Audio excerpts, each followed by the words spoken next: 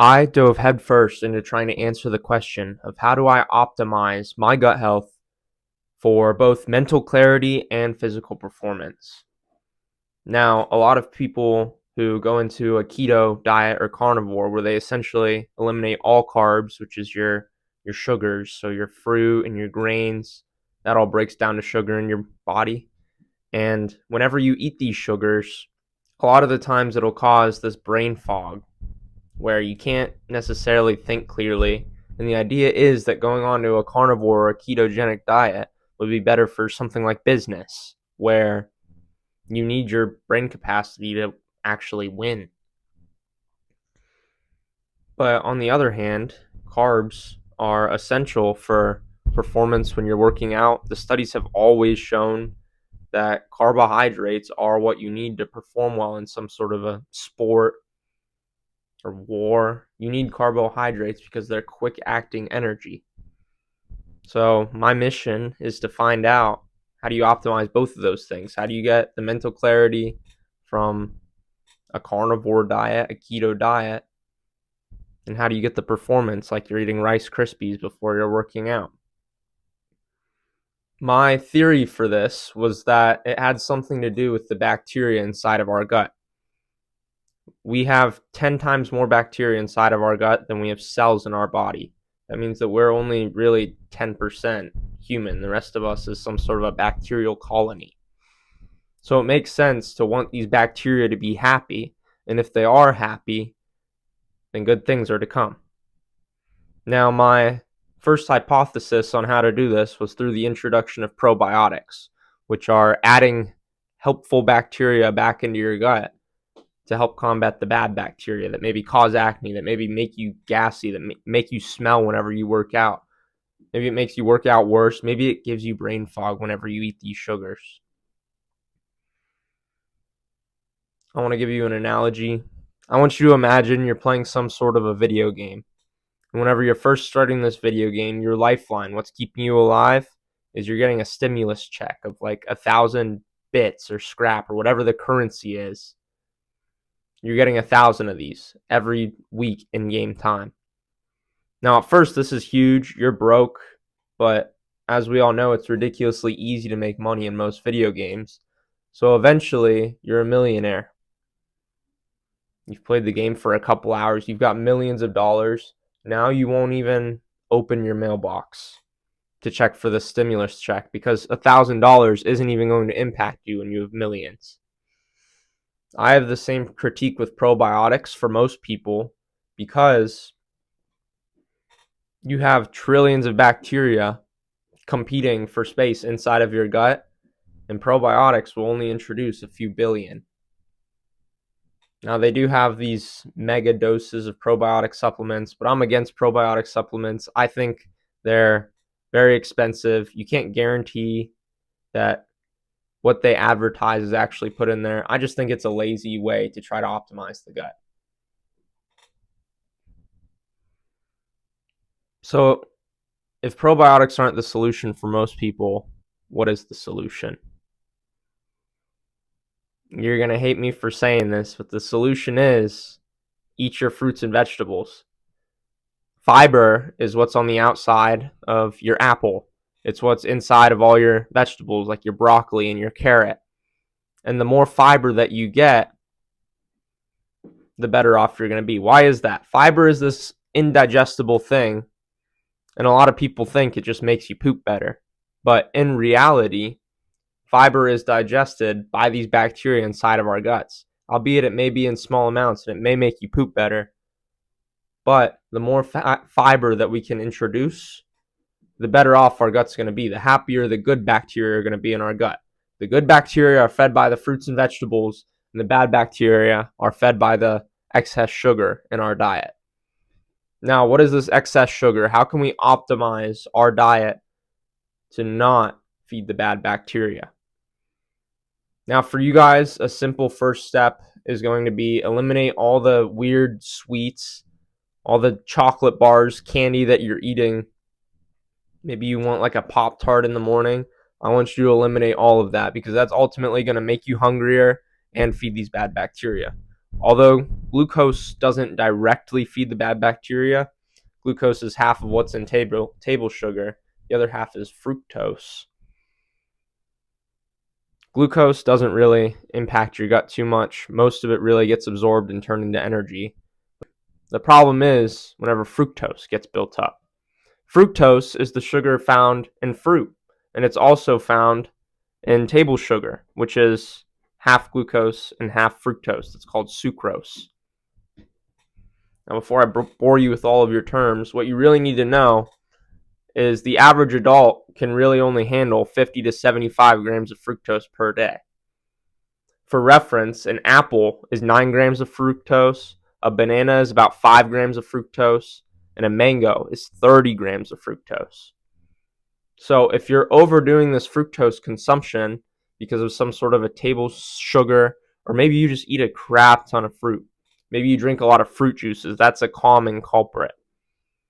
You might think that the sugar in fruit is healthy, and while it's really not all that bad for you, if you eat it in an extreme excess, it's going to be feeding these bad bacteria.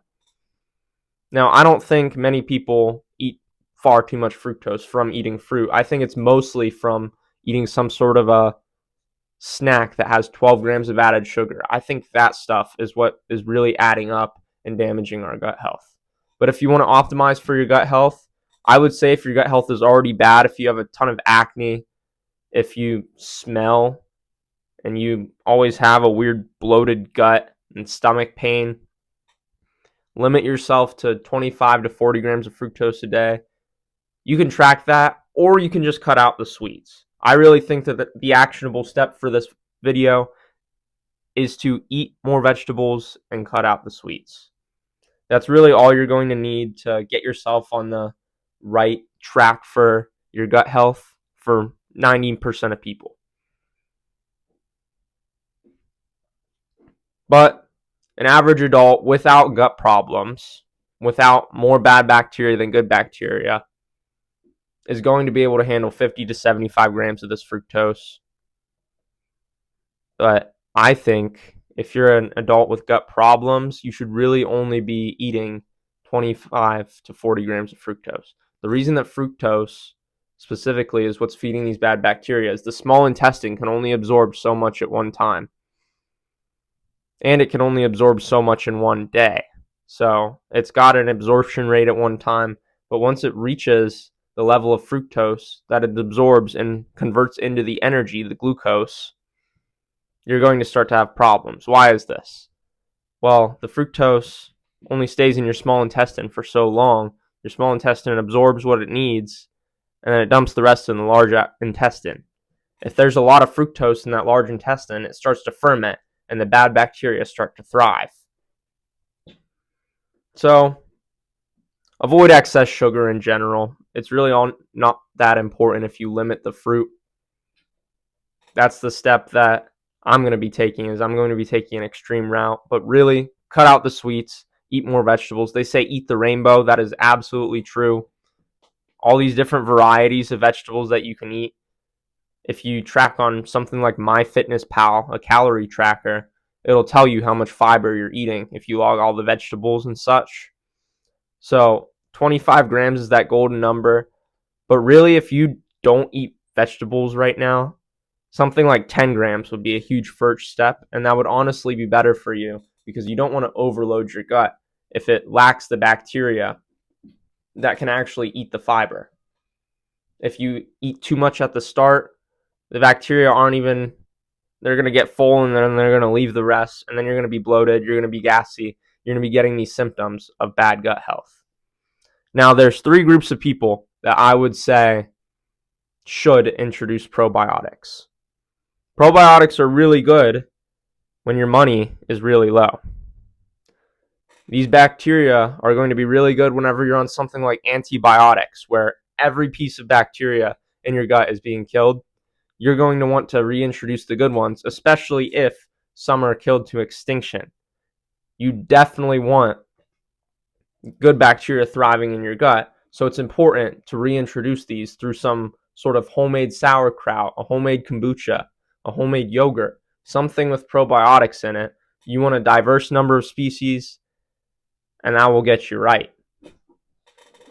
Otherwise, you see people taking antibiotics and they have all of these problems with them afterwards. Antibiotics are life-changing. They're the most innovative thing of the century. They've essentially kept us from dying whenever we get cut like we used to. But now I believe that people overconsume antibiotics. People will give them to their kids as soon as they get sick. And now we're seeing all of these problems such as allergies, and people are allergic to just going outside nowadays. There's all these food allergies. These kids have all these problems like asthma. And it's not even just kids. This has been a problem for about 20 years now.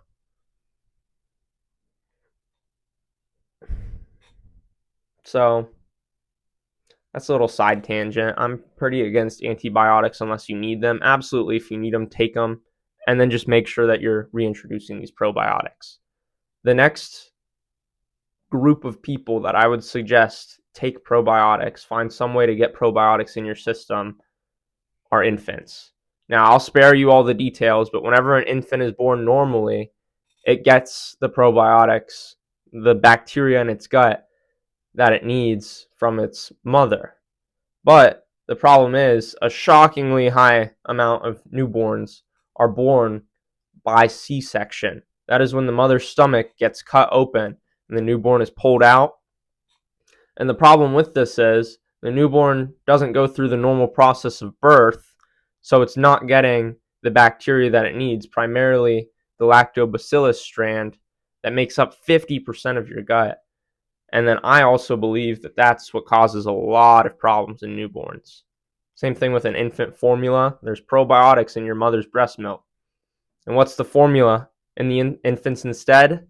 The first ingredient is always either soybean oil or soy lecithin, which is a thickener, both made by soy. Soy is notorious for killing your testosterone. So we're replacing the breast milk from your mother, which includes all of these essential bacteria, with soy. I don't even think I need to say anything more than that. I don't know how to introduce bacteria, these probiotics, into an infant other than to feed them breast milk and make them born naturally. Yeah, I don't know. But you should try to find a way to get those bacteria into that newborn if that's something that's happened to your baby or someone you know. Now, the next group of people that I would suggest probiotics to are people who are coming off of an extreme diet with zero sugar and zero carbs, something like carnivore or keto. What happens is you go on to carnivore. I went on to carnivore for a month. This happened to me personally. And I only ate meat and eggs. So I was eating zero sugar, and the bad bacteria were dying off because of that, in theory. But the problem is the good bacteria are also dying off because the good bacteria are fed by fiber. I was eating zero fiber. So I was in this weird zone where I only really had a couple strands of bacteria that could digest protein. And whenever I reintroduced carbs, it started to cause all these problems with bloating because I had nothing that could digest the fiber. So I made some homemade sauerkraut, I made my own ginger bug, and I started introducing some probiotics. I want you guys to do the exact same thing. If you're ever on an extreme diet like carnivore or keto, I'm sure if you have really bad gut health, you could experiment with that and maybe get a good reset going. Reintroduce various probiotics. You want to introduce as many different strands of good probiotics as you can so that your gut will be happy. This is going to probably take some experimentation, but make your own homemade sauerkraut. Make your own ginger bug. Make your own kombucha. Make some yogurt. If you can't make all that, yogurt found in the store is said to have probiotics. Whatever's in the refrigerator section that claims probiotic, buy some kimchi. Just get yourself used to these bacteria as quickly as you can, and your gut will thank you, because then you'll be introducing the good bacteria back. There will still be a little amount of the bad bacteria, I'm sure, because we don't eliminate processed sugar completely. But the idea is to keep it in check and have more good bacteria than bad bacteria. And these bad bacteria aren't necessarily completely bad. The only problem is with our American diet, these bacteria are starting to flood our systems. And we're seeing all these weird problems like acne and gas and bloating. And I don't want that for you guys. Now, will I still be consuming probiotics? The answer is definitely, and simply because probiotics, for some reason, whenever you ferment foods, it increases the bioavailability of whatever nutrient is in the foods that you ferment. So sauerkraut is fermented cabbage. A cup of homemade sauerkraut, 100 grams of homemade sauerkraut, not the store-bought kind. That's made in a slightly different way. You can't really guarantee probiotics in those. But if you make your own sauerkraut, one serving of that is going to contain 50% of the vitamin C for the day. Now, I don't actually know what the vitamin C content is normally for cabbage, but that's going to be higher in a serving of sauerkraut, which is awesome. Vitamin C is an essential vitamin that we need. Ideally, you should be getting all of your essential vitamins and minerals to be an optimized human. And these ferments are a good way to unlock that for yourself. The ginger bug, same thing. Ginger has so many benefits. So me making a fermented soda with ginger bug and then getting those benefits of ginger and also having a nice soda without sugar in it is a no-brainer for me. Ginger is going to raise your testosterone, most likely. It's been proven in rats, not humans. It's also an antimicrobial substance, so it's basically going to help you fight sickness, prevent sickness. So yeah, I'm going to be consuming probiotics. I would recommend make your own ferments. It's really cheap to do. It's a good source of food. Sauerkraut is delicious. So do what you can and try it all out. Action step, stop eating these sugary snacks. Stop eating Pop-Tarts in the morning. Eat eggs and meat like we were meant to. Eat your vegetables. Eat the outside of the grocery store. Everything in the middle is these weird grains and carbs. Bread turns straight into sugar inside of your gut, so avoid bread too. One thing you can do, make sourdough bread. Sourdough bread is this fantastic thing where you have a sourdough starter which attracts wild yeasts, and these wild yeasts will break down the gluten inside of bread, which we can't really digest, which kind of feeds the bad sugar and causes inflammation and acne. So the sourdough will digest the gluten for you a little bit, turn that into a more viable sugar source, and then sourdough bread actually turns pretty gut healthy for you after that. So if you're a bread eater like I am, make some sourdough. Don't just eat refined grains like an animal. Meat, eggs, vegetables. Feed your gut. 25 grams a day of fiber. You guys got it. Treat your body like a temple. I think it's awesome that you watched this video until the end. Thank you.